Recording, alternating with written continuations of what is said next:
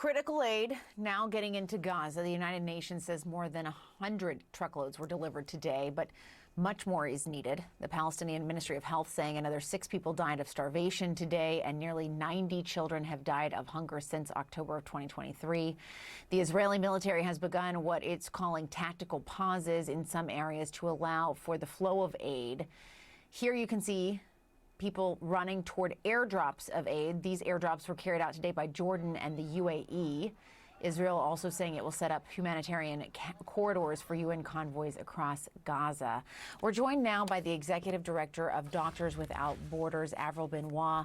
Avril, thank you so much for being here with us. I first just want to get your sense of what you're hearing from your colleagues on the ground today as all of this is unfolding. Well, it's an incredibly shocking situation. We have colleagues who themselves are chronically hungry, often not eating in a day, maybe eating every second day.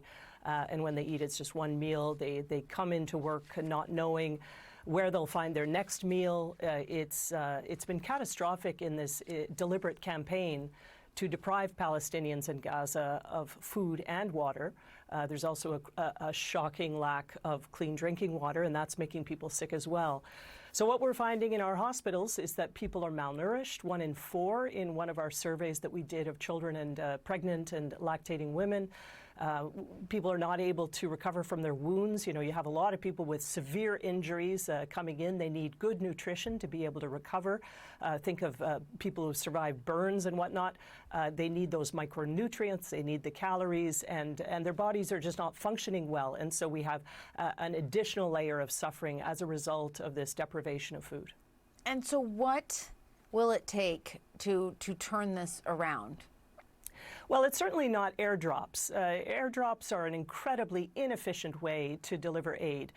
What we really need is to open up those land borders again and allow all the trucks to come in, all the food.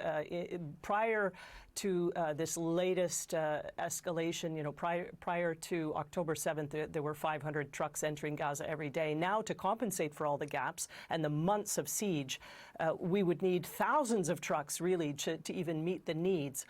And so what we see now is a drop in the bucket. Airdrops are no way to deliver aid because, you know, you can have chutes that fail.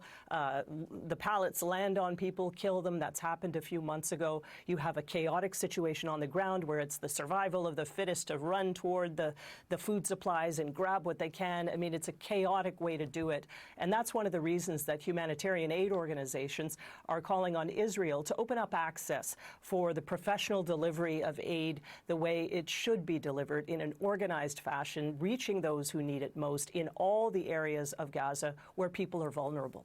And obviously, Doctors Without Borders, you all are treating all kinds of issues there. But I am curious, just from a medical perspective, for these children who have been severely malnourished, what are those long-term effects? What happens to these children that we see these images of, who are, you know, if they are able to survive, just literally skin and bones at this point? Yeah, it actually, you know, the wasting, the effects on their organs, their internal organs, the effects on their developing brains even. And that's not even to mention the mental health burden of such a situation, a campaign of starvation that Israel is laying upon them right now in this genocide. And so what we have is a situation where it will take special nutrient, micronutrient-rich therapeutic foods, and those have not been allowed in the amounts that we need. And so that's another call to Israel. Please allow in all the medications that we need. We need especially the specialized foods to treat people, because you can't just give them rice and porridge and grains. I mean, they need something more substantial to be able to recover from all the medical consequences, even in the short term.